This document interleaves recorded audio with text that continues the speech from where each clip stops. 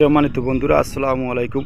আজকে আমি আপনাদের দেখাইতেছি এই যে বাড়ির আশেপাশে কিন্তু মাছের ঘের করা হয়েছে। এই জায়গায় ছোট ছোট করে কিন্তু আসলে অনেকগুলো ঘের করা হয়েছে মাছের ঘের। যারা মাছের ঘের করবেন তারা পজিশনগুলো দেখে রাখেন। আসলে দেখেন, লম্বা কইরা বানাইয়ার পরে কিন্তু মাঝে মধ্যে কিন্তু বাদ দিছে এক একটার পরে, মানে যে যে ধরনের মাছ ছাড়বেন এই ধরনের কিন্তু আসলে ঘের করা হয়েছে ছোট ছোট আকারে। তো এই জায়গা থেকে কিন্তু মাছ যখন একটু বড় হইবে আবার কিন্তু বড় ঘেরে নেওয়া হইবে এই জায়গা দিয়ে।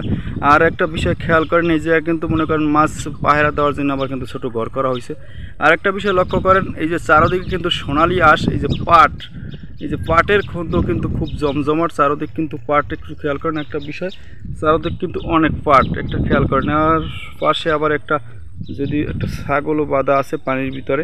চারোদিক কিন্তু দেখেন যে এত পরিমাণ পাট হয়েছে, সোনালি আঁশ দেখলে কিন্তু আসলে পরাণ জুড়েই যায়। চারোদিকে কিন্তু অনেক অনেক বলতে মনে করেন জ্যৈষ্ঠ জ্যৈষ্ঠ, মানে কি বোঝেন, কেনি কেনি বিঘা বিঘা যাই বোঝেন আর কি, এই অনুপাতে কিন্তু অনেক অনেক এই যে কিন্তু সোনালি আসে পাড়ে কিন্তু অনেক চারোদিকে কিন্তু ঘেরা। এবং লক্ষ্য করেন চারোদিকে কিন্তু মাছের ঘের, এবং অনেক সুন্দর কিন্তু পরিবেটি। এই জায়গাটা কিন্তু অনেক সুন্দর করে গইরা তুলছে কিন্তু অনেক সুন্দরভাবে।